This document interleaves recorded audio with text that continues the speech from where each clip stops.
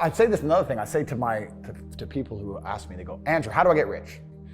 The number one habit that people need to adopt, and this is a habit I had for a very long time, and I've actually recently cleared it from my brain because I've reached a point where peace of mind is worth more than money. But every single time money is spent, you need to identify how your money was taken from you. And I say taken because money can't be made. Money is taken.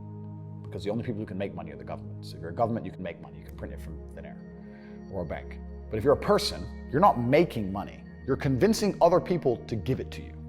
You're taking money from others. So every single time you spend money on anything, you need to identify how it was taken from you.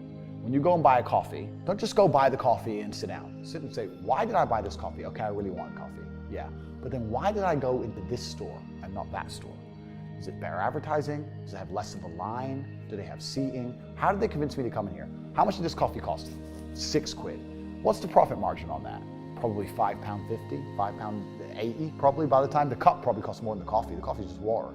How did they convince me to spend £6 in this place? And when you sit there and analyze and you all start to learn little lessons about business, you'll learn about the importance of the signage. You'll learn about the importance of there being no queue. I have a couple businesses that are physical. I'm like, I don't want to see a line. I don't want it to see empty because it looks bad. So when there's lines, you work fast. When we're down to 1 or 2 people, you take your time, you talk to the customer. Right. You keep it so there's like always one person. People don't think about this stuff. No one's gonna sit and wait in a long ass queue. Maybe some idiots will, but people like me won't. We've got shit to do, right? My time's worth money. I'm not gonna stand and wait in a line.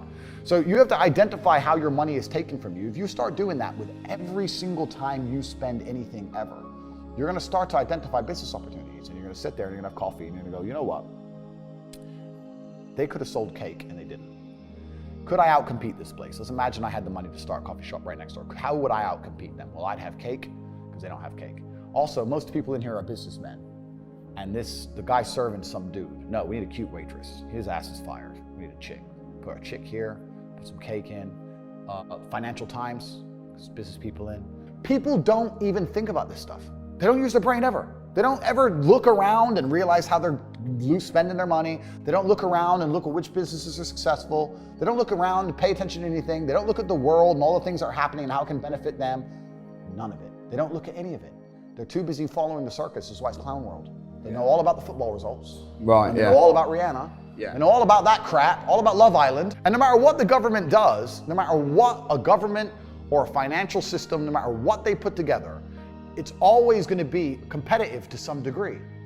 Unless it's communism, which has been tried and they're trying to bring back, and we know how that all ends. Communism ends very, very quickly in violence because there's no other way to enforce anything.